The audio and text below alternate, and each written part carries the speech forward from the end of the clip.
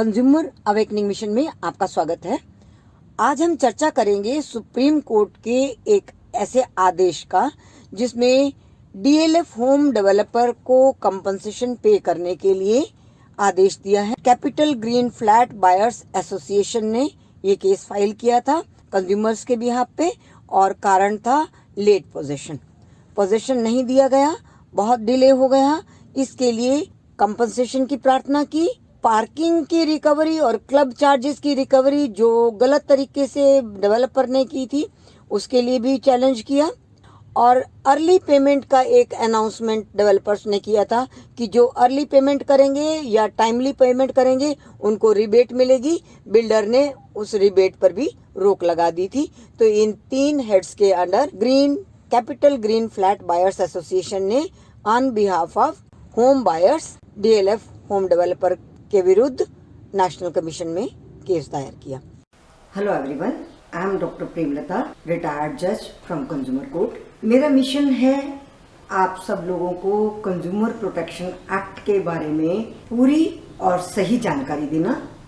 Consumer courts कैसे काम करते हैं, किस किस तरह के केसेस कंज्यूमर कोर्ट सुन सकता है, आपको कंज्यूमर कोर्ट से क्या राहत मिल सकती है और खरीदारी करते समय आपको किन किन बातों का ध्यान रखना चाहिए। हमारे इस वीडियो में दी गई जानकारी के अलावा भी आपको कोई जानकारी चाहिए तो आप YouTube के कमेंट बॉक्स में अपने कमेंट्स और अपने प्रश्न लिख सकते हैं।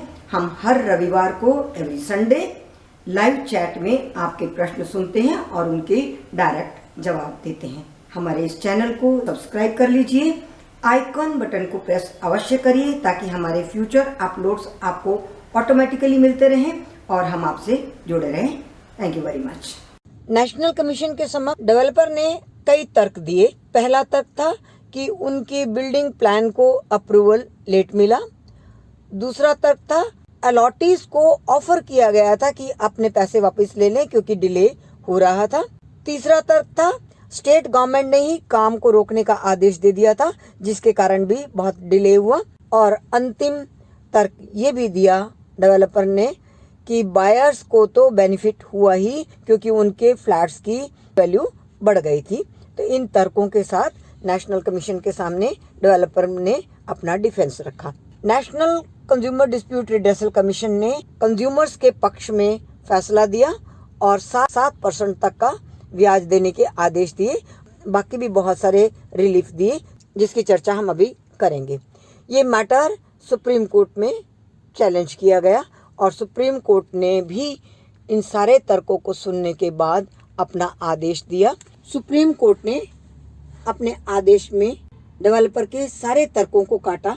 पहला तर्क जो था कि स्टेट गवर्नमेंट ने काम रोकने का ऑर्डर किया था, इसके लिए तथ्यों की तह पर गया सुप्रीम कोर्ट और सुप्रीम कोर्ट ने ये माना कि स्टेट गवर्नमेंट ने काम रोकने के आदेश इसलिए दिए थे क्योंकि डेवलपर की साइट पर एक्सीडेंट हो रहे थे और उन एक्सीडेंट्स में मौतें भी हो रही थी और सेफ्टी नॉर्म्स जो प्रॉपरली फॉलो नहीं किए गए थे डेवलपर ने, इसलिए स्टेट गवर्नमेंट ने रोक दिया था काम कि पहले आप उन सारे सेफ्टी मेजर्स को फॉलो करो, मजदूरों को सभी तरह से सेफ्टी इक्विपमेंट्स दो और उनकी जान के बारे में पहले सोचो, उसके बाद काम करना। तो ये जो ऑर्डर था अंडर कंपेलिंग सर्कमस्टांसेस था जो डेवलपर की अपनी ही क्रिएट की हुई थी। दूसरा तर्क डेवलपर ने कहा था कि हमें साइट उसका प्लान का अप्रूवल लेट मिला। तो सुप्रीम कोर्ट का ये मानना था कि यदि आपका अप्रूवल नहीं हुआ था तो इसकी संभावना आपको होनी चाहिए थी कि अप्रूवल कब मिलेगा, तो वो समय भी आपको उसका ध्यान रखना था। दूसरी बात, यदि आपका कोई प्लान अप्रूव नहीं हुआ है तो उसके लिए होम बायर कहाँ दोषी है, ये आपको संभावना को देखकर चलना चाहिए था। उसी के अनुसार आपको एग्रीमेंट में टाइम क्लॉज लिखनी थी कि इतना समय हो भी सकता है, लग भी सकता है, जिसकी संभावना को आपको ध्यान में रखना चाहिए था। इस तर्क को भी सुप्रीम कोर्ट ने खारिज किया।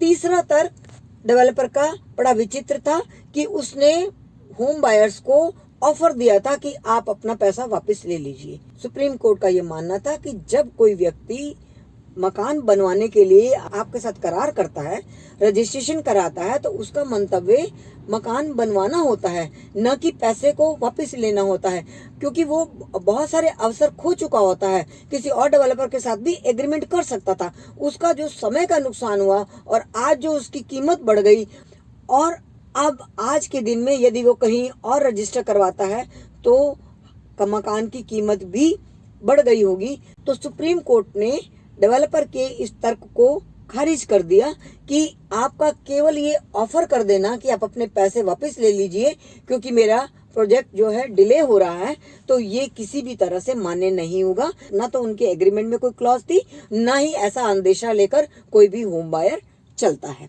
तो इस तर्क को सुप्रीम कोर्ट ने नहीं माना। अंतिम तर्क डेवलपर ने दिया, होम बायर को तो वैसे भी बेनिफिट हो जाता है जब उनके मकान की एप्रिसिएशन हो जाती है और उसकी वैल्यू बढ़ जाती है।